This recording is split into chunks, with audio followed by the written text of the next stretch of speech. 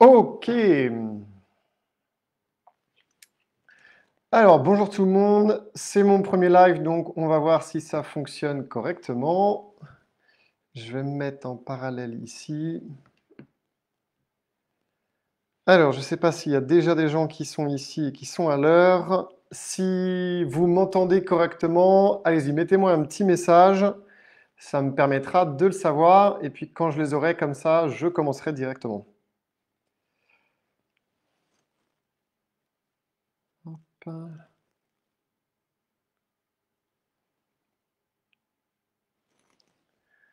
Alors, j'ai pas forcément la même chose que vous, du coup, je peux pas regarder ce que ça donne, c'est un peu frustrant. Regardez. Ok, bon, on va attendre les premières connexions. Catherine, c'est bon. Ok, ouais, le Valérie, coucou. Cool, donc ça veut dire que vous m'entendez correctement. Super. Alors, on va commencer. Ceux parmi vous qui sont déjà élèves de la formation accélérateur au dodo, il y a des choses que vous connaissez déjà, bien sûr. Pour tous les autres, ça va probablement être des découvertes. Donc, on va y aller. La première chose, et de toute façon, on va essayer de reposter cette vidéo après. Je ne sais pas encore comment ça fonctionne, parce que c'est la première fois que je fais un live sur la page Facebook au dodo. D'habitude, j'en fais juste pour notre groupe à nous. Donc, on va voir ce que ça donne. Euh, la première chose, et si vous voyez mes yeux descendre, c'est normal, c'est que j'ai quand même pris des petites notes pour que ce soit structuré. Donc on va commencer par un constat qui est évident, c'est que en ce moment, l'offre et la demande sont très largement déséquilibrées. En France, on a l'habitude d'avoir une demande qui est constante et qui est assez forte, ce qui permet de remplir nos établissements assez facilement, même si c'est vrai que souvent on va utiliser booking.com ou d'autres choses comme ça, on remplit. Là, en ce moment, du fait de cette foutue crise sanitaire dont on ne dira pas le nom, c'est quand même, on le sent, beaucoup plus difficile. Donc il y a toujours autant d'établissements qui sont là, qui sont présents, malgré le fait qu'il y ait quelques fermetures par-ci par-là. Il y a toujours autant d'offres, alors que la demande, elle, s'est clairement cassée la figure. Donc l'idée, c'est comment est-ce qu'on fait? Comment est-ce qu'on fait pour attirer des clients alors que la demande s'est clairement cassée la figure et que nous, on a toujours nos chambres à remplir et qu'on vide ces chambres-là. Donc, il faut absolument qu'on ait des clients. Alors, la première chose, je vais vous donner une astuce qui m'a été donnée par un autre entrepreneur et que j'utilise régulièrement, qui permet de progresser. C'est de partir du principe que tout est de votre faute. Alors, je sais que ça peut paraître un petit peu incohérent ou aberrant au départ, mais en fait, c'est vraiment un très bon principe à prendre. C'est-à-dire que si vous vous dites que de toute façon, c'est de votre faute, ça vous permet de modifier les choses. Alors, je vous explique. Par exemple, si vous dites, OK, aujourd'hui, j'ai personne dans mes chambres d'hôtes ou j'ai personne dans mes chambres de mon hôtel, vous dites, c'est de la faute du coronavirus. Là, vous ne pouvez pas le réparer. Si vous voulez le coronavirus, vous ne pouvez rien y faire. Au contraire, si vous vous dites, OK, j'ai personne cette semaine dans mes chambres d'hôtes ou dans mes chambres d'hôtel, et en fait, malgré le coronavirus, j'aurais pu, la semaine dernière et la semaine d'avant, communiquer mieux. J'aurais pu faire certaines choses sur Facebook, j'aurais pu aller chercher des clients en prospection, et je ne l'ai pas fait, et c'est pour ça qu'aujourd'hui, je n'ai pas de clients dans mes chambres. Donc ça rejoint quelque chose où je forme les élèves de la formation au dodo dessus, c'est votre état d'esprit tout simplement. Donc partez du principe que de toute façon, malgré tout ce qui se passe dans le monde, vous pouvez influer sur le résultat. Et je vais fermer la parenthèse là sur cette première petite introduction, mais c'est une vraie réalité. Donc il y a des solutions. Alors concrètement, au-delà de travailler sur son mindset et son état d'esprit, qu'est-ce qu'on peut faire aujourd'hui? Qu'est-ce qu'on peut réellement faire pour que demain, la semaine prochaine et la semaine d'après, vous ayez des gens qui viennent dans votre établissement malgré le fait que la demande se soit cassée la gueule. Alors, on va reprendre quelque chose que j'utilise souvent, qui est un parallèle entre une boutique, puisque tout le monde sait ce que c'est qu'une boutique donc physique, qui a pignon sur rue, et vos établissements. Donc une boutique physique, prenons par exemple une boutique d'habillement dans un centre-ville d'une ville moyenne française, ou même d'une grande ville d'ailleurs. Et on va regarder les critères de réussite, ce qui fait qu'une boutique va réussir, et on va faire un parallèle avec vos établissements pour voir comment est-ce qu'on peut influencer là-dessus. Donc si on prend une boutique de fringues, le tout premier critère de réussite d'une boutique de fringues, c'est son emplacement géographique. Hein, vous vous doutez bien, si c'est très bien placé dans un centre-ville, une rue piétonne, beaucoup de passages devant la boutique, eh bien évidemment, cette boutique, elle a de fortes chances de bien fonctionner. Or, nous, nos établissements, nos maisons d'hôtes et nos hôtels ne sont pas... l'importance géographique est beaucoup moins importante que la visibilité sur Internet, puisqu'on vend sur Internet, pas dans une boutique physique. Nous, la boutique physique, c'est le produit qu'ils vont consommer, mais ils vont l'acheter sur Internet. Donc, le critère qui ferait qu'une boutique qui a pignon sur rue, son premier critère de succès, ce serait l'emplacement géographique, eh bien, pour nous, c'est notre visibilité sur Internet. C'est ça le premier critère de succès. Et c'est d'autant plus vrai aujourd'hui quand la demande s'est cassée la figure. Et vous allez comprendre pourquoi. Donc, comment est-ce qu'on fait pour être visible sur Internet? Au-delà des trucs évidents du référencement naturel et de ce que vous connaissez peut-être. Eh bien, avant de parler référencement naturel et site Internet, justement, on va parler stratégie. Et il faut tout de suite comprendre une chose, c'est que vous ne pouvez pas parler à tout le monde en même temps et être efficace à délivrer un message à tout le monde en même temps. Je m'explique. Souvent, je parle avec des propriétaires d'établissements et je leur pose la question, quels sont pour vous les clients idéaux, ceux que vous voudriez attirer chez vous? Et ils me disent, mais moi, je veux tout le monde.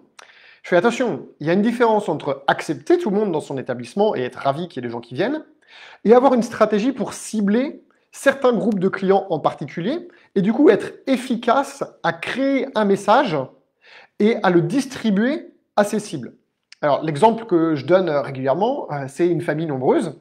Hein. Si vous avez des parents de familles nombreuses qui sont dans la cuisine, qui ont à un moment donné besoin d'aide d'un de leurs enfants pour, par exemple, mettre le couvert, l'un des deux parents appelle à la volée, les enfants, j'ai besoin d'un coup de main pour mettre le couvert, et vous pouvez être sûr que personne ne descend mettre le couvert. Et je vous parle d'expérience, parce que ça a été le cas quand j'étais petit. Si au contraire, l'un des deux parents dit « Marc-Antoine, tu descends, j'ai besoin que tu mettes le couvert », là, le message a été créé directement pour moi, je me sens concerné. Donc, je peux ignorer le message, mais en tout cas, il m'est directement concerné. Il y a de très fortes chances que je descende. Donc, dans votre stratégie, la première chose à faire, c'est de définir votre positionnement. Qui êtes-vous? Quelles sont vos valeurs? Quelles sont vos valeurs à vous personnellement? Et comment est-ce que vous projetez ça sur votre établissement? Et de ça, comment est-ce que vous en créez un positionnement commercial? Est-ce que vous êtes un établissement très branché sur le sport ou alors très branché, par exemple, sur la campagne? Vous êtes un établissement rural, peut-être que vous avez un potager, peut-être que vous faites de la biodynamie avec des vignes, peut-être que vous avez un spa, peut-être que vous êtes branché sur la gastronomie, etc. Donc, il faut relier toutes ces choses-là avec votre positionnement. Et ensuite, il faut se dire que ce positionnement, il va peut-être vous permettre d'attirer plein de monde, mais il va être beaucoup plus adapté à attirer certains groupes de clients. Et il va falloir regarder précisément aujourd'hui ce qui se passe avec le coronavirus, quels sont les groupes de clients qui sont en corrélation avec votre positionnement, capables de venir. On rentre dans le mois d'octobre, il est évident qu'il y a des catégories de clients qui, par exemple, sont au boulot, qui ne peuvent pas venir dans vos établissements. Et il y en a d'autres qui, au contraire, vont peut-être prendre des vacances pour la Toussaint. Il y a des catégories, par exemple, comme les retraités qui, eux, sont susceptibles de pouvoir venir à n'importe quel moment de l'année. Il y a peut-être des réunions familiales, etc. Donc, il faut commencer, avant de parler site internet, Facebook, non. On commence par poser ça sur le papier. OK, quel est notre positionnement aujourd'hui? Et quelles sont les différentes cibles qui sont susceptibles de pouvoir venir chez nous et qui correspondent à ce positionnement? Commencez par faire ce travail. C'est la première chose qu'il faut faire et ça, il faut le faire sur le papier, bien sûr. Une fois que vous aurez fait ça, vous pourrez voir comment adapter votre communication à cette stratégie. Et n'oubliez pas qu'une stratégie, il faut revenir dessus régulièrement. Donc ça, c'est vraiment vos cibles. Et il faut, en parallèle de votre positionnement, définir votre voix, votre style, la manière dont vous allez communiquer.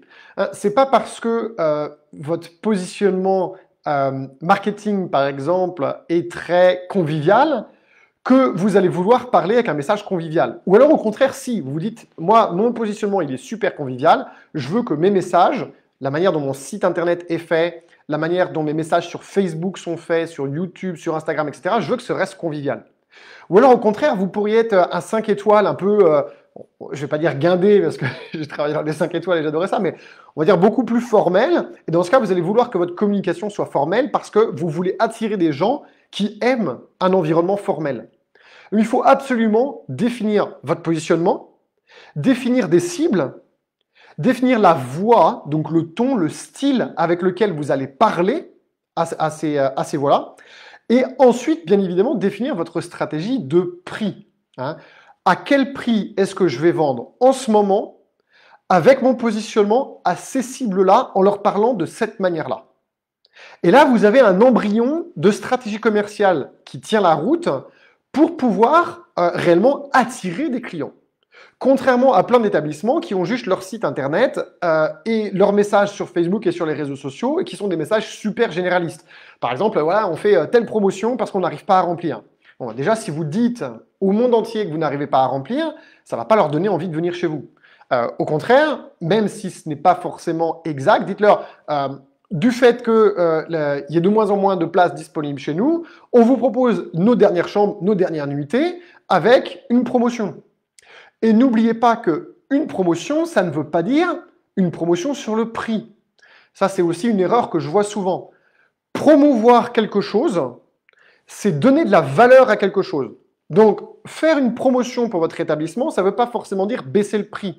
Baisser le prix, ça n'augmente pas la valeur. Ça augmente le pouvoir d'achat de l'acheteur. Nous, ce qu'on veut, c'est augmenter la valeur. Donc, une promotion, ça pourrait tout à fait être, d'habitude, c'est tel prix, disons 120 € la nuit.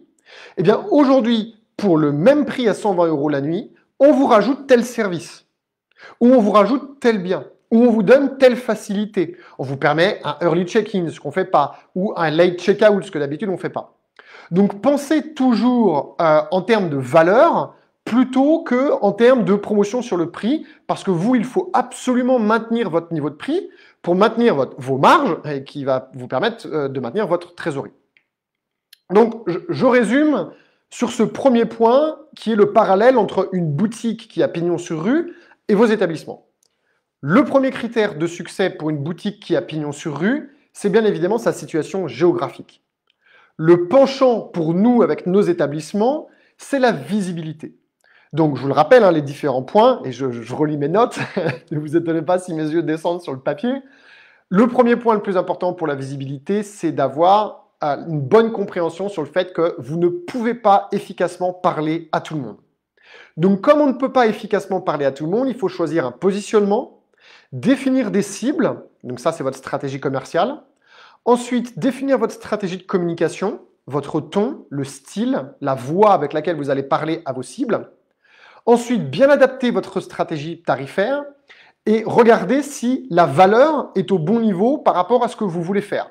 Hein, c'est vraiment super important. Alors, je vois, comme on arrive à la fin de ce premier point, je vais regarder un petit peu rapidement sur tous les commentaires s'il y a des questions pour que j'y réponde. Donc, si vous avez des questions sur ce premier point, mettez-les dans les commentaires, j'y réponds tout de suite, et après, on passe au deuxième point. Alors, je ne vais pas vous dire bonjour à tous, parce que je vois que vous êtes super nombreux, donc bonjour Yolanda, bonjour Valérie. Voilà, je vous dis bonjour à tous, je vois qu'il y a plein d'élèves au dodo, c'est super bien. Et je scrolle pour voir s'il y a des questions spécifiques. Je crois que j'en ai vu une passer.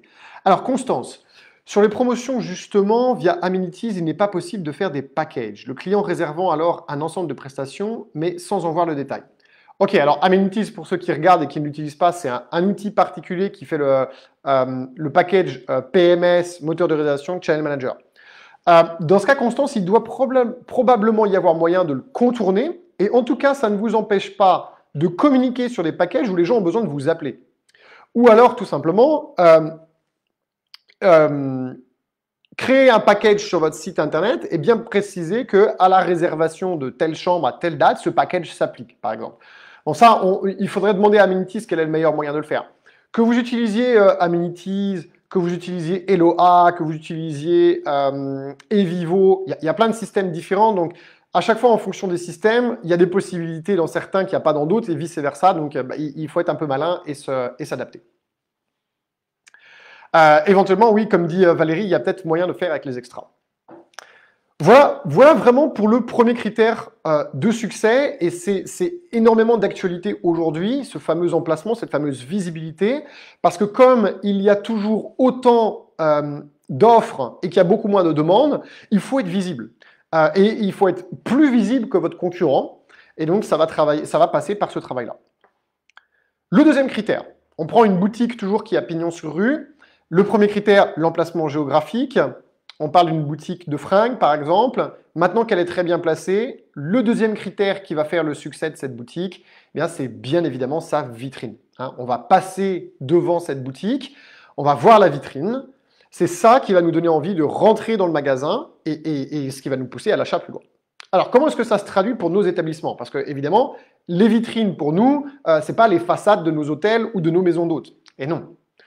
Donc, on va commencer par définir ce que c'est que la vitrine pour nous. Donc, la vitrine pour nous, c'est l'écran d'accueil de notre site Internet. Et je fais une grosse différence entre l'écran d'accueil et la page d'accueil. Alors, je m'explique.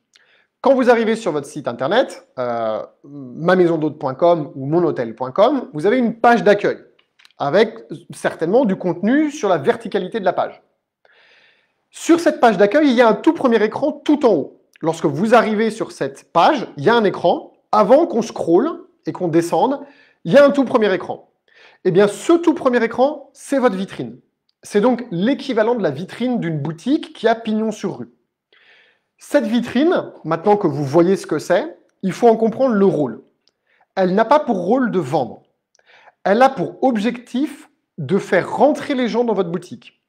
Donc, gardez bien ça en tête. Quand les gens arrivent sur votre site Internet et qu'ils sont sur votre vitrine, ils ne sont pas dans votre boutique. Ils sont dans la rue.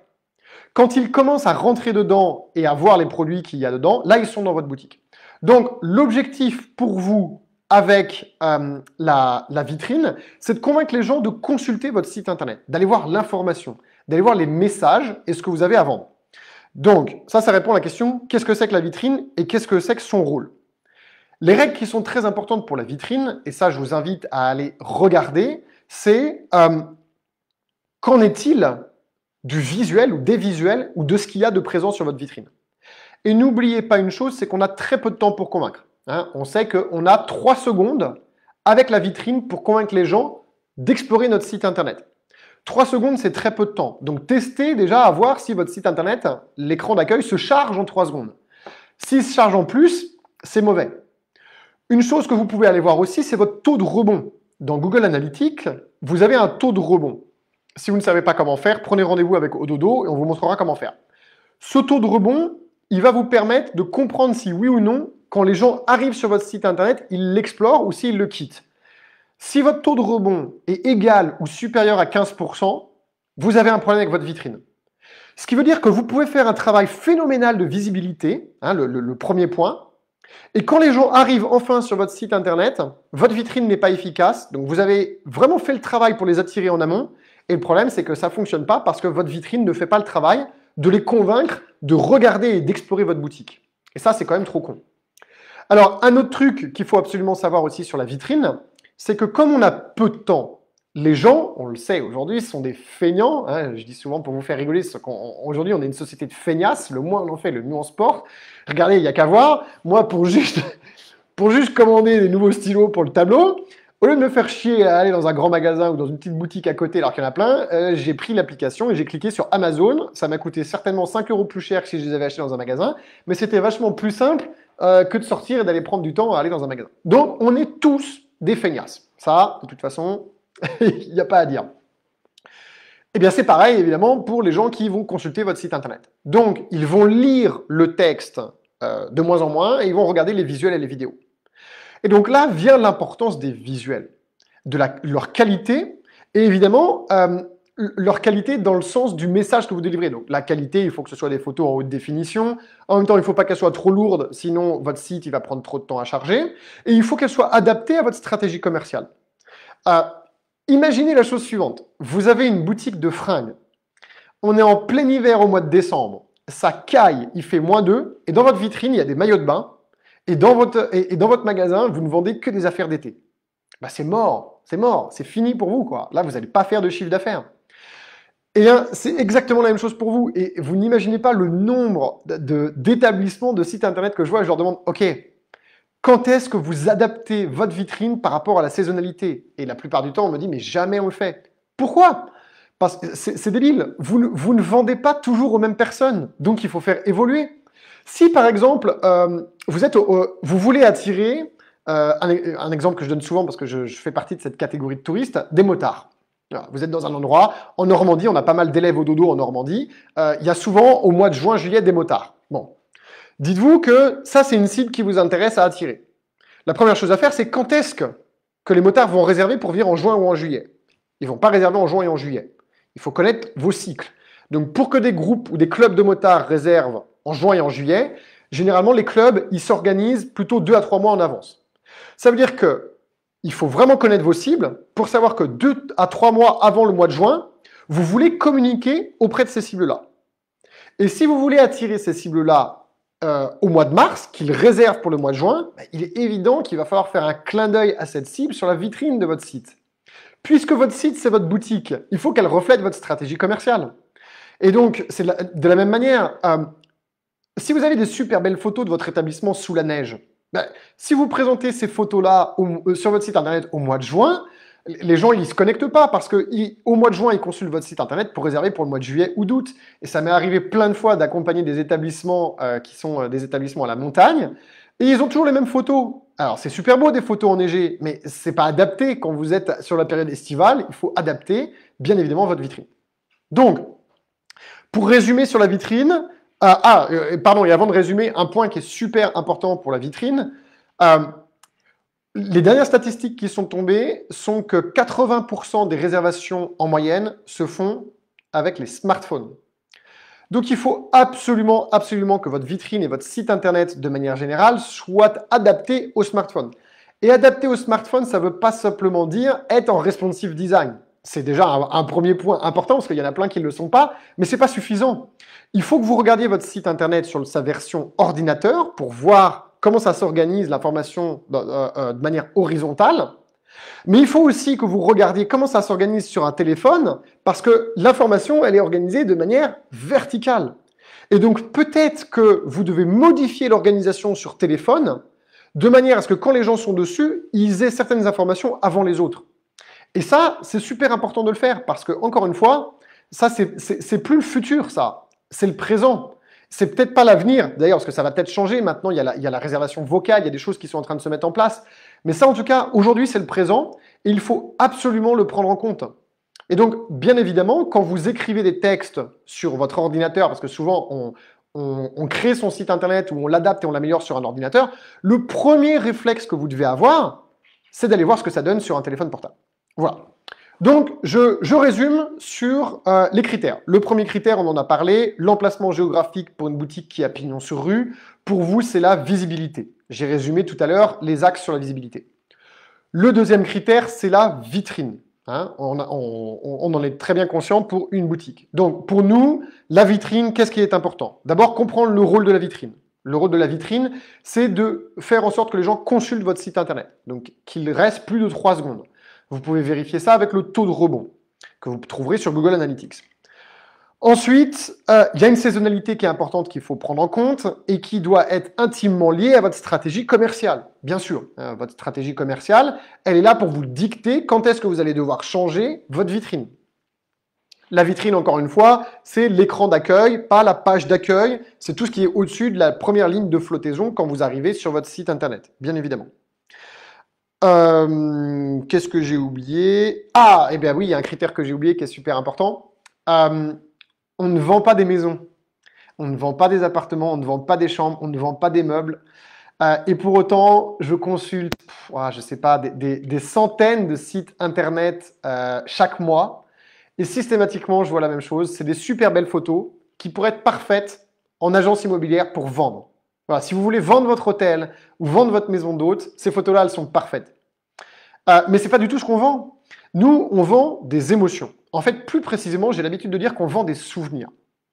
Ça passe à travers différentes choses, entre autres des expériences qui vont être vécues chez vous, mais réellement, ce que nous, on vend, c'est des souvenirs. C'est donc les souvenirs que les gens vont avoir des moments passés chez vous, parce que c'est le seul truc qui leur reste, en fait. Donc, c'est ça qu'on vend, nous.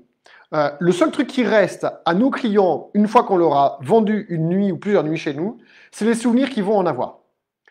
Et je vous le donne dans le mille, les souvenirs vont être d'autant plus puissants qu'il va y avoir eu des émotions puissantes pendant le séjour chez vous. des grands moments de bonheur, ou alors parfois des grands moments de malheur, ça peut arriver, hein, si jamais le séjour s'est passé de manière atroce, ça arrive de temps en temps. Ça m'est arrivé qu'une seule fois dans ma vie, mais je vous laisse imaginer le truc, punaise de lit dans la chambre, enfin bref, un bordel monstre. Bah oui, ça c'est sûr que je m'en souviens, ça a suscité beaucoup d'émotions. Donc, pourquoi est-ce que je vous parle des émotions? C'est parce que très souvent, les photos ne suscitent pas d'émotions. Euh, il faut absolument scénariser vos photos en fonction de votre stratégie commerciale et il est bien évident que si c'est fait dans la publicité, c'est pas pour rien. Pourquoi est-ce que des groupes du CAC 40 et des entreprises comme Unilever mettent des émotions dans leur publicité? Pourquoi quand vous voyez une publicité pour un Kit Kat ou un Kinder Bueno, vous voyez des enfants? Pourquoi quand vous voyez une publicité pour une BMW ou une Mercedes, vous voyez un quinca qui a réussi dans la vie en costard Hugo Boss, etc., etc., etc. Donc non seulement il faut susciter de l'émotion, il faut scénariser et il faut qu'il y ait vos cibles de visibles sur les photos. Ça fait une grosse différence. Les visuels, qu'ils soient faits de manière professionnelle et qu'ils soient faits avec une stratégie commerciale et scénarisée, vous n'avez pas idée à quel point ça fait une grosse différence. C'est juste énorme. Voilà pour résumer sur la vitrine. Donc on a fait le premier point, c'était l'emplacement géographique. Donc l'équivalent pour nous, c'est la visibilité sur Internet. Le deuxième point, c'est la vitrine. Je viens de vous expliquer ce que ça donnait pour nous. Donc déjà, vous commencez à voir tout le travail qu'il faut commencer à effectuer pour attirer des clients chez vous en ce moment. Alors, avant de passer au troisième point, je vais regarder les quelques commentaires. J'ai vu qu'il y avait des questions passées.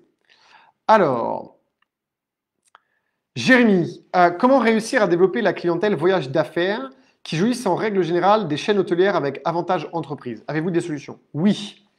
Alors oui, Jérémy, alors je me souviens plus, il va falloir me pardonner parce que vous êtes tellement nombreux maintenant à être élève de la formation chez nous que j'ai oublié. Jérémy, il me semble que vous êtes élève chez Ododo. Si c'est le cas, envoyez-moi un petit email en me demandant l'accès au bonus. Et le bonus traite exactement de ça. Et si vous n'êtes pas encore élève de notre formation, eh bien, prenez un rendez-vous sur ododo.io et on en parlera ensemble. Bonjour Jeff. Alors, après, lorsque l'on n'a pas pignon sur rue, rechercher vers quel produit investir pour accrocher un type de clientèle. Absolument. Alors ça, c'est assez intéressant aussi. Michel, vous avez raison de le préciser. Dans votre stratégie commerciale et dans le développement de votre stratégie commerciale, il faut être agile. Si vous vous rendez compte en ce moment qu'il y a certains produits ou certains services qui sont plus demandés que d'autres, adaptez-vous.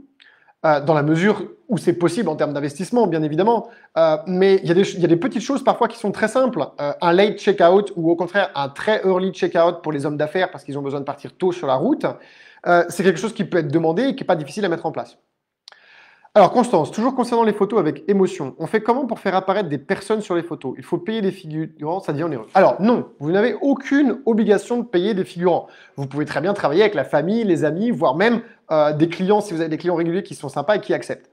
La seule chose dont vous avez besoin, c'est de leur faire signer un papier d'autorisation d'utilisation de leur image. Vous en trouverez des modèles téléchargeables sur Internet. Pour les élèves de la formation accélérateur Ododo, ce modèle est donné dans la formation. Donc, vous n'avez pas du tout besoin de rémunérer les gens. Il y a plein de gens qui font ça de manière gratuite et qui sont sympas. Votre famille, vos amis, si vous avez des copains qui correspondent à vos cibles, ça pose aucun souci. Si un jour, malgré le fait qu'ils aient signé ce papier, ils vous demandent d'enlever la photo, là, vous êtes obligé de le faire. C'est normal, c'est le respect du droit à l'image. C'est vraiment aussi simple que ça, quoi. La seule chose que vous n'avez pas le droit de faire, c'est de vendre leurs photos sans leur consentement. Et là, en l'occurrence, puisque vous vendez des photos, il y a de l'argent en jeu et éventuellement, ils peuvent vous dire, attention, j'ai un droit à l'image sur la vente de ces photos. Mais pour l'utilisation des photos sur votre site internet, il n'y a aucun problème là-dessus. Alors, Jérémy, oui, élève chez Ododo. Bah oui, en plus, je sais, je me rappelle, si je ne me trompe pas, c'est les appartements à Lyon, Jérémy. Donc, envoyez-moi un petit mail et je vous activerai le bonus. Voilà, ok. Donc, je crois que j'ai regardé toutes les questions là. Il n'y en avait pas beaucoup. Ça veut dire que c'est clair ou alors que vous êtes trop timide. Donc, on passe aux critères suivants. Donc, je rappelle, premier critère, la situation géographique pour une boutique, l'équivalent pour nous de la visibilité sur Internet. Deuxième critère, eh bien, la vitrine, l'équivalent pour nous de la vitrine et je viens de l'expliquer. Troisième critère, donc maintenant, on a trouvé une boutique, elle est formidable, elle est magnifique. La vitrine est tip-top, on rentre dans la boutique. Quel est le critère suivant? Eh bien, c'est le magasin en lui-même. Hein, quand on est dans une boutique de fringues, c'est le magasin. Est-ce qu'il est bien éclairé? Est-ce que ça sent bon? Est-ce que les rayons sont bien organisés? Est-ce qu'il est facile de circuler? Est-ce qu'on peut facilement prendre des produits pour se renseigner dessus? C'est l'organisation du magasin, son organisation, son environnement, le feeling, qui est très important, hein, le ressenti qu'on en a. Comment est-ce que ça se traduit pour vous? Ça, c'est pas évident.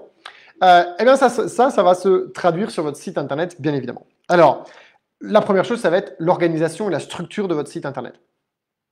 Comment sont organisés les menus? Est-ce qu'ils sont visibles? À quoi avez-vous donné priorité dans les menus? Et est-ce que vous avez respecté les bonnes priorités? Et ça, il y a toute une science qui rentre là-dedans et il faut l'apprendre.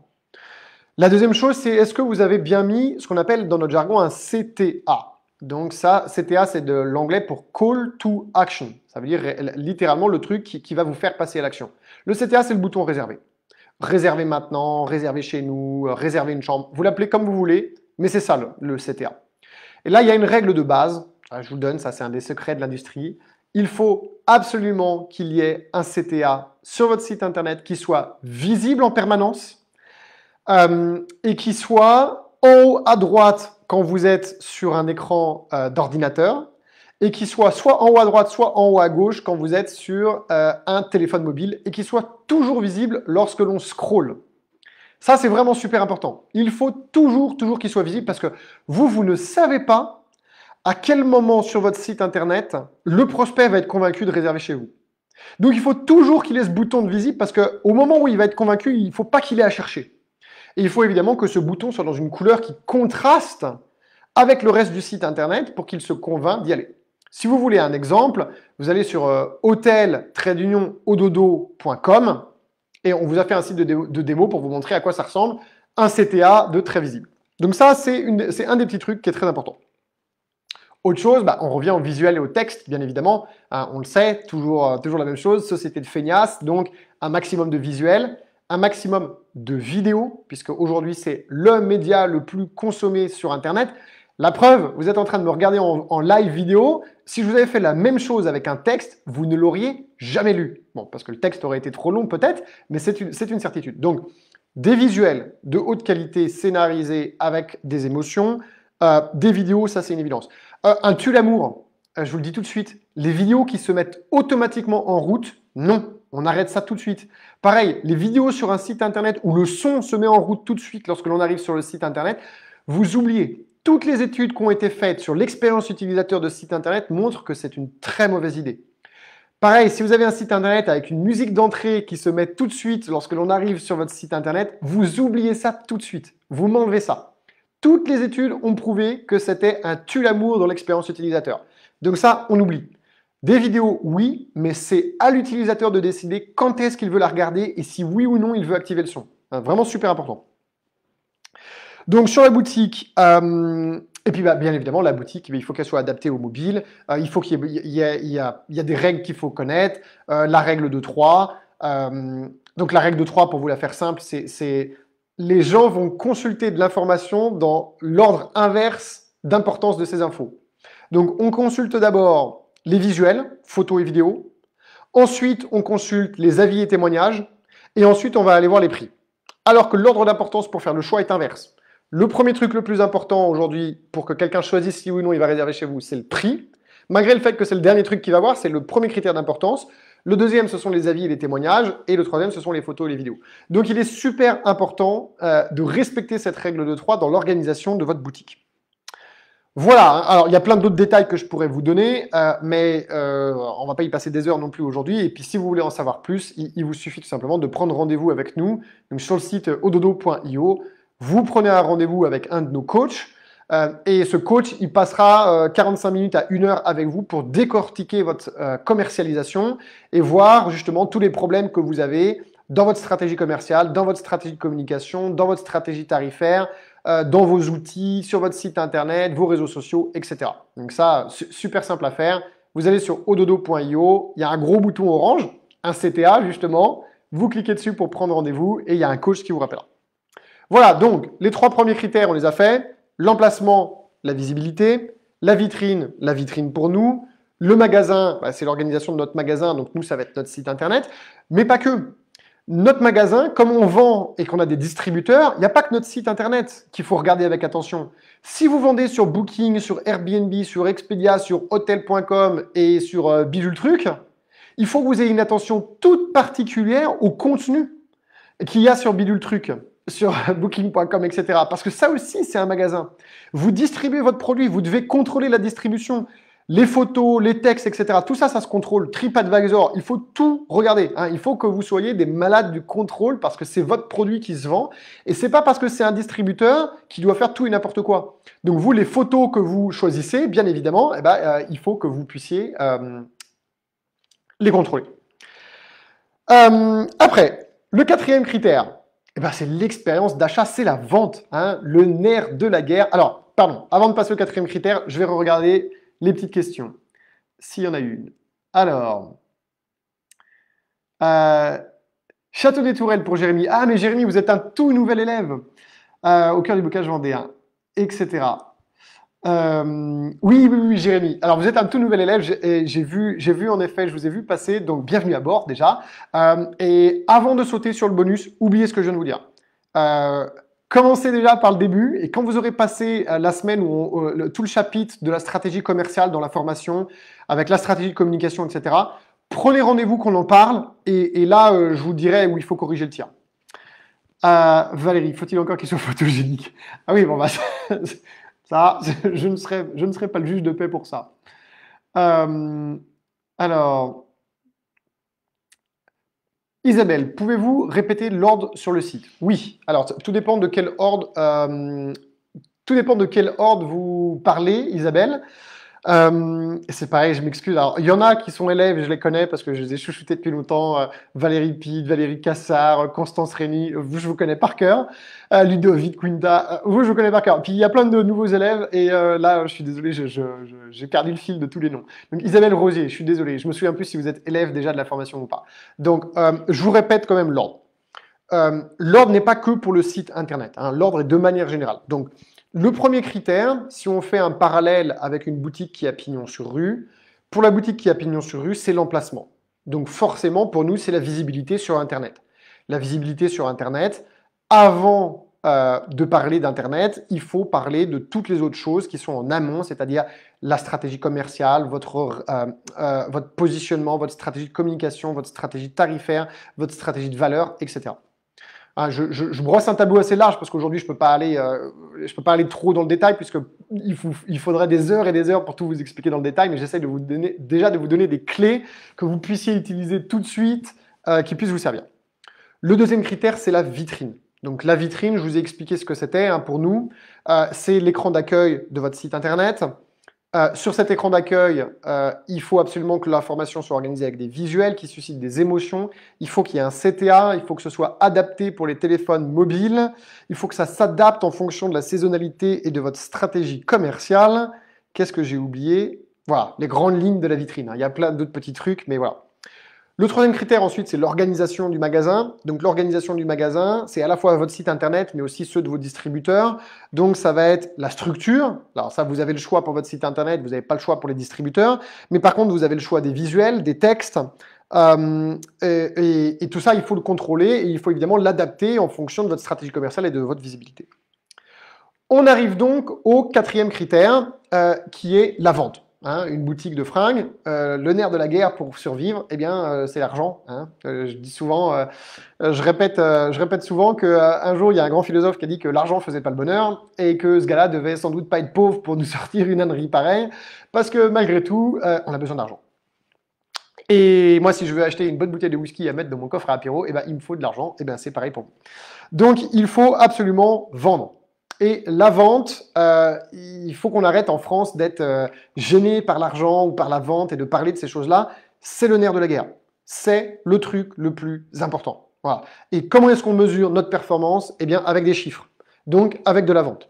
Donc, il faut absolument que ce quatrième critère soit super bien géré. Donc, dans une boutique, la vente, c'est simple. Hein, vous arrivez en caisse avec votre produit. Il faut que la personne qui soit en caisse soit charmante, souriante. Et il faut que cette personne, elle puisse vous renseigner, faire le paiement assez rapidement, vous donner votre paquet pour que vous puissiez partir et basta. Maintenant, nous, c'est pas du tout la même chose puisqu'on vend sur Internet. Donc, qu'est-ce qui va être important? On revient sur les choses qui sont essentielles. Le parcours de vente, donc le CTA, le fait qu'il faut que ce soit super bien adapté sur téléphone mobile. Ça, c'est super important. Ensuite, il faut qu'on arrive à avoir un parcours de vente avec le moins de freins à la vente possible. Donc, le moins de freins, le moins d'étapes possible. Ça, c'est super, super important. Vous avez, je vous encourage à prendre votre téléphone portable et à regarder des sites internet de maisons d'hôtes et d'hôtels qui ne sont pas votre site internet et pas votre hôtel. Et mettez-vous dans la peau d'un client et essayez de faire des réservations jusqu'à la dernière étape. Donc ne faites pas de réservation bien sûr, mais regardez et comptez le nombre d'étapes. Le nombre de fois où vous avez dû cliquer, le nombre de fois où vous avez dû taper, le nombre de fois où vous avez dû remplir de l'information, etc. Et vous allez vous rendre compte qu'il y en a qui ont des processus très simplifiés et il y en a qui ont des processus trop longs. C'est limite si on ne vous demande pas votre groupe sanguin avant de pouvoir faire une réservation. Il faut simplifier ça à l'extrême et idéalement, il faut demander le moins d'informations possible jusqu'au paiement. Et une fois qu'ils ont payé, vous envoyez un email où là, ils vont vous donner des compléments d'informations. Parce qu'au final, une fois que vous avez l'adresse email, le téléphone, le nom de la personne et qu'ils ont payé, le reste, ça peut venir après. On s'en fiche. Ils ont payé. Ils ont acheté. Donc après, vous pouvez très bien avoir un email automatique de demande de complément d'information. Et au moins, si vous le demandez avant le paiement, c'est un frein. Et puis, si vous le demandez après, ils ont déjà payé, ils sont déjà clients. Donc de toute façon, ils vont vous les donner. Il y a un truc qu'on voit énormément. C'est des moteurs de réservation qui, lorsque l'on clique sur réserver maintenant sur le site internet, le moteur s'ouvre dans un autre site. Sur une autre page, ou alors carrément, alors ça c'est le pire du pire, remplace le site actuel par un autre site. Il y a des systèmes comme Evivo qui font ça, par exemple. Ça, c'est catastrophique en termes de parcours de vente. Donc déjà, je vais vous donner un outil pour mesurer les ventes sur votre site internet. L'outil, le truc qu'il faut regarder, c'est le taux de transformation de votre site internet. Et c'est super simple à faire. Vous allez sur Google Analytics, et pour une période donnée, vous regardez toutes les vues uniques de votre site internet. Les vues uniques, c'est très important parce que vous avez les vues cumulées. Mais si vous, par exemple, vous allez 3 fois par jour voir votre site internet, ça, c'est des vues qui se cumulent. Donc, les vues uniques, c'est juste les personnes qui sont venues une fois, enfin, qui sont comptées une fois. C'est-à-dire qu'on ne va pas recompter plusieurs fois les personnes. Si vous avez 100 vues uniques dans le mois, et qu'il y a 30 réservations qui sont passées par votre site internet, vous avez fait 30% de taux de transformation avec votre site internet. Alors là, si vous faites un taux de transformation de 30%, 1, je vous paye le dîner, 2, je vous demande comment vous faites, et 3, il faut absolument que vous deveniez coach chez nous pour nous expliquer ça. Bon, c'est possible, il y en a qui y arrivent, mais pour vous donner un ordre d'idée, le taux de transformation moyen des établissements hôteliers par hôtelier en France, c'est-à-dire maisons d'hôtes, gîtes, etc., il se situe pour les plus mauvais aux alentours de 2% et pour les meilleurs aux alentours de 7%. Et après, il y a des exceptions. Il y a des ovnis qui vont vous faire du 20% ou plus. Mais donc ça, c'est comme ça qu'il faut contrôler. C'est avec le taux de transformation. Donc, bossez bien sur votre parcours de vente. Réservez chez vous. Je le dis tout le temps, le nombre de fois où je pose des questions et je dis « Est-ce que vous avez déjà réservé chez vous ?» Et les gens me disent « Mais non, jamais. » Je dis « Mais faites-le. À minuit, mettez une chambre à 10 € et réservez chez vous avec votre carte bancaire pour voir ce que ça fait. » L'email, tiens merde, l'email de confirmation, il arrive dans les spams. Pourquoi? Il faut absolument vous mettre à la place de vos clients. Et de la même manière, alors je fais une parenthèse parce que ce n'est pas le 4e critère avec la vente, mais dormez dans vos chambres. Je raconte souvent cette anecdote, mais à l'époque où j'avais mon entreprise de conseil, je posais systématiquement cette question aux hôteliers qui avaient des problèmes de e-réputation, c'est-à-dire de réputation sur le web. Est-ce que vous dormez chez vous? Est-ce que vous avez essayé toutes les chambres de votre hôtel? Quasi systématiquement, la réponse était non. Je vous encourage à dormir chez vous. Dormez dans chacune de vos chambres. Essayez la bouilloire pour le thé, essayez les toilettes, la clim, la télé, toutes les chaînes, essayez tout. Tiens, je me suis rendu compte que, ouais, en effet, ces piles-là, elles sont fatiguées. Ou alors, putain, cette chaise dans cette chambre-là, elle grince, ce tapis, il est taché ici. Tiens, là, la VMC dans la salle de bain, moi, si j'étais client, j'aimerais pas du tout qu'elle soit aussi sale, etc., etc., etc. Si vous ne vous mettez pas dans la peau de vos clients, dès le début, c'est-à-dire dès votre stratégie commerciale, pour essayer de bien les comprendre et de bien les cibler, jusqu'à tout au bout l'expérience qu'ils vont vivre chez vous, vous ne pouvez pas optimiser les ventes. C'est impossible. Donc, commencez par bien définir qui vous voulez cibler, qui ils sont, quelle langue est-ce qu'ils parlent, culturellement, qu'est-ce qu'ils aiment manger, qu'est-ce qu'ils aiment regarder à la télé, etc. Il faut vraiment vous mettre dans la peau de ces clients-là. Essayez de vous faire une image très concrète d'un personnage qui personnalise justement vos cibles. Voilà, si vous ciblez des Anglais, par exemple, eh bien voilà, est-ce que c'est un lord anglais que vous ciblez, qui va être super poche-poche, qui va parler excellemment bien la langue de Shakespeare, qui va adorer échanger avec vous sur du Molière, ou alors est-ce qu'au contraire, c'est un gars qui est passionné de foot et qui est beaucoup plus simple, qui va adorer prendre l'apéro avec vous avec une bonne bière dans le jardin en train de taper dans un ballon de foot. Pas du tout la même chose. C'est deux Anglais, pourtant vous n'allez pas du tout mettre en place la même stratégie commerciale pour les attirer. Alors, je me suis un peu égaré, mais je reviens sur le quatrième critère qui est donc la vente. Donc, le quatrième critère, bien évidemment, c'est la vente. Et il y a le truc le plus important, c'est la cohérence des prix. Il faut que vous ayez une stratégie tarifaire adaptée à votre stratégie commerciale. Et il faut absolument qu'il y ait une cohérence dans vos prix. Ça m'arrive très régulièrement de voir des sites internet où sur le site, il y a une page prix. Donc déjà, ça c'est une hérésie, vous n'êtes pas obligé de le faire, donc vous pouvez dégager cette page. Et les prix qu'il y a sur la page prix ne correspondent pas quand on va dans le moteur de réservation. Alors ça déjà, c'est nul. Et puis il y a un truc qui est atroce aussi, c'est quand vous avez un prix qui est plus cher sur votre site internet que sur Booking ou que sur Expedia. Comment voulez-vous convaincre quelqu'un de réserver chez vous si vous êtes plus cher en direct ? Alors bien que je vous ai expliqué tout à l'heure que la règle de 3 faisait que le premier critère d'importance, c'était justement le prix. Donc il faut absolument qu'il y ait une cohérence et il faut qu'il y ait une vraie stratégie. Et les prix, ça ne se décide pas le doigt sur le nez en se disant tiens, aujourd'hui je vends à ce prix-là. Non, il faut réfléchir en termes de valeur. Et je vous renvoie vers une vidéo que j'ai déjà faite sur la chaîne YouTube Ododo là-dessus, sur comment fixer ses prix. Voilà, donc les 4 critères. Un critère 1, l'emplacement, la visibilité sur Internet. Le critère 2, la vitrine de votre site Internet et les vitrines aux endroits sur lesquels vous distribuez. Et je fais une toute petite parenthèse, mais il y a un truc qui m'a fait rire, c'est que j'ai un de nos élèves qui, lui, distribue des gîtes et il y a un truc qui cartonne pour lui, je ne sais pas pourquoi, ça ne fonctionne pas pour tout le monde, mais lui, ça cartonne, c'est Le Bon Coin. Et ça cartonnait bien, mais il attirait avec des gens qui ça lui plaisait mal. Et je lui ai dit, adaptez votre annonce sur Le Bon Coin avec le langage que vous voulez que les gens que vous voulez attirer parlent, et avec des photos qui correspondent, vous allez voir la différence. Et il s'est rendu compte en fait que non, Le Bon Coin ça fonctionnait plus. Pour la simple et bonne raison que c'est que les gens qui voulaient attirer, en fait, ils ne le trouvaient pas sur Le Bon Coin. Donc il a quand même choisi de garder cette clientèle, mais du coup maintenant il sait que sur ce canal de distribution en particulier, il a une clientèle bien spécifique. Comme quoi, tout a un rôle. Ensuite, le troisième critère, l'organisation du magasin, donc l'organisation de votre site internet et la manière dont vous êtes distribué. Et puis le critère 4, l'expérience d'achat, bien évidemment. Et là, de tout ce que je vous dis, on parle beaucoup de site internet, de distribution, d'OTA, etc. Tout ça, c'est le tout petit bout de l'iceberg qui flotte au-dessus de la surface de l'eau. Le beaucoup plus gros travail qui est massif et qui fait que le petit bout de l'iceberg est visible, c'est tout le reste. C'est votre stratégie commerciale, c'est votre positionnement, c'est votre stratégie de communication, c'est votre stratégie de tarifaire, etc. Ça se dit en quelques phrases et pourtant le gros du travail est là. Et je vous invite à échanger avec des élèves au dodo sur Facebook qui ont mis des commentaires à ce live. Échangez avec eux si vous n'êtes pas déjà élève et vous allez vous rendre compte qu'on passe plus de temps sur les fondamentaux que sur le reste. Et c'est parce qu'on a bien bossé ces fondamentaux qu'on est efficace sur le reste. Et ça, c'est vraiment super important. Alors, je regarde vos petits commentaires et les avis.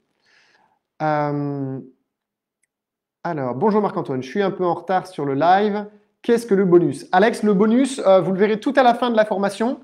Le bonus, c'est vraiment pour vous aider sur la partie acquisition de clientèle affaires avec LinkedIn.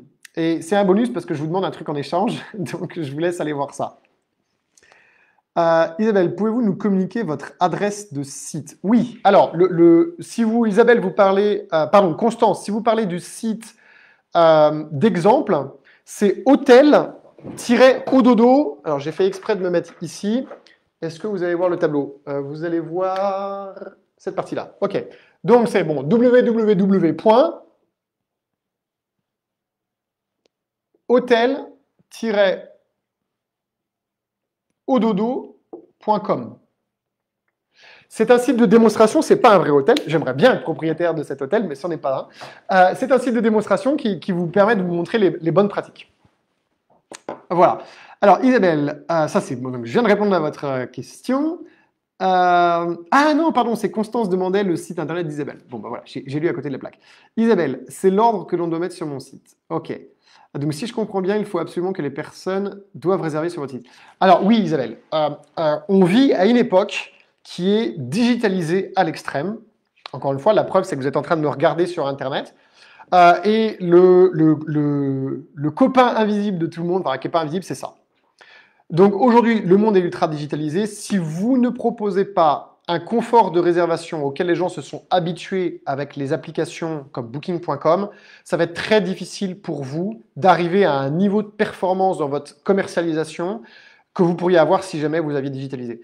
Isabelle, si vous n'êtes pas déjà élève de la formation Ododo, prenez un rendez-vous sur ododo.io pour qu'on fasse un diagnostic ensemble. Alors, ce ne sera pas forcément avec moi, hein, ce sera peut-être avec un de nos coachs, mais ils sont tous très compétents.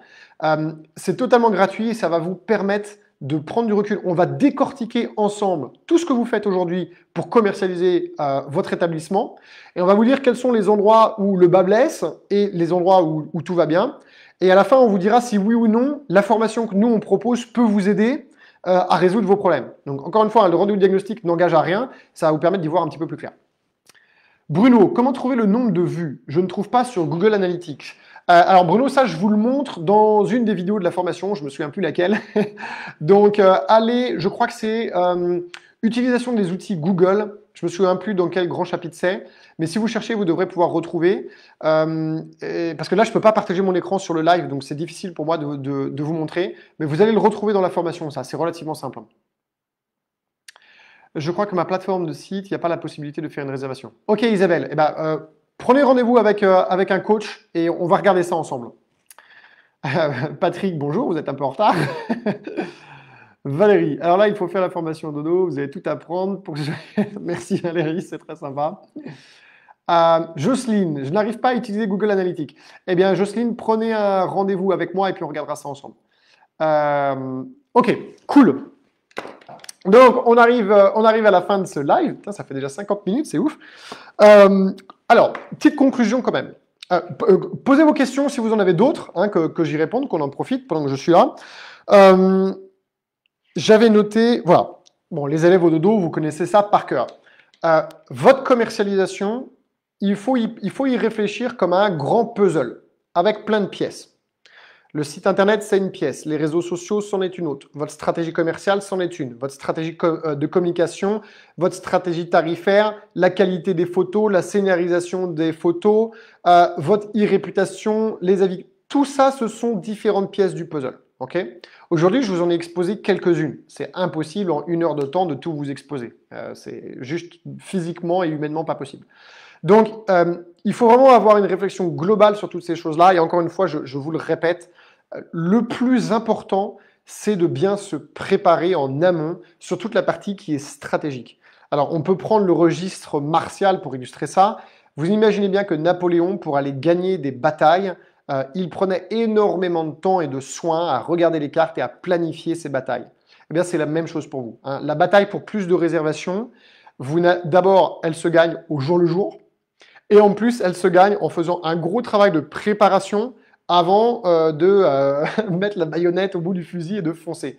Si vous foncez tout de suite pour modifier votre site internet alors que vous n'avez pas de stratégie commerciale, de stratégie de communication en amont, c'est un coup d'épée dans l'eau. Hein, malheureusement, ça ne servira pas à grand-chose. Alors voilà, on va arriver à la fin de ce live, sauf si vous avez des questions et que je vois les questions passer, auquel cas j'y répondrai. Merci à tous les élèves qui étaient là d'avoir été présents. Je vais regarder comment est-ce qu'on peut faire pour vous mettre ça soit sur YouTube, soit sur Facebook pour que vous puissiez re-regarder cette vidéo. Pour tous ceux d'entre vous qui ne sont pas déjà élèves de la formation, sachez que quand on fait des rendez-vous de diagnostic avec vous, on n'est pas des pouces à la vente. Et je vous invite, puisqu'il y a plein d'élèves qui ont répondu et qui ont laissé des commentaires, vous pouvez tout à fait leur poser des questions et ils vous le diront. Les rendez-vous de diagnostic gratuits qu'on vous propose sont vraiment là pour vous aider à faire le point sur votre commercialisation. Et nous, ça nous permet de voir si oui ou non la formation qu'on a créée peut vous être utile. Si on se rend compte qu'elle peut vous être utile, alors oui, dans ce cas-là, on vous expliquera comment ça fonctionne et on vous fera une proposition commerciale. Mais sachez qu'un diagnostic, ça va durer entre 45 minutes à 1 heure et que c'est très complet. On va analyser avec vous votre site internet, vos outils, votre stratégie tarifaire, votre communication, etc. Donc, prenez avantage de ça. Si vous avez des doutes, allez regarder les témoignages sur le site ododo.io, notre site internet, vous allez voir des témoignages d'élèves au dodo. Communiquez sur Facebook avec des élèves au dodo si vous avez besoin, mais en tout cas, ne perdez pas l'opportunité de profiter de cette chance, puisqu'on est les seuls aujourd'hui à vous proposer ça, et c'est réellement un vrai diagnostic, un vrai audit, comme si vous alliez chez le médecin pour voir là où vous êtes malade.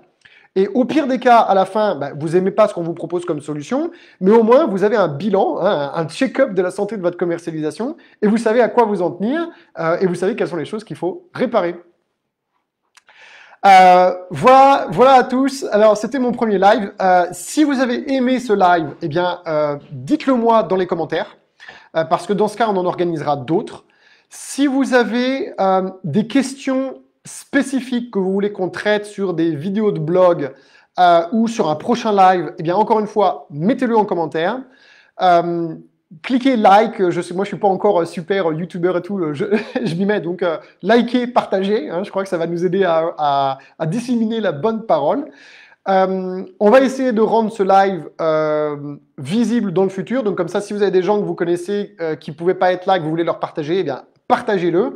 Et puis, encore une fois, toute l'équipe Ododo est là et est dispo pour vous filer un coup de main s'il y a besoin dans cette période qui est évidemment un petit peu compliquée. Voilà, merci à tous d'avoir été présents. Et puis, on est jeudi, donc bon courage. Il reste encore une partie de la semaine à faire. Et puis, restez bien abonnés à notre chaîne YouTube. Demain, il y a une vidéo que j'ai préparée en début de semaine qui sort sur YouTube pour continuer à vous aider. Donc, abonnez-vous à la chaîne YouTube, likez la chaîne YouTube, partagez la chaîne YouTube. Bref, aimez-nous, quoi. Allez, ciao!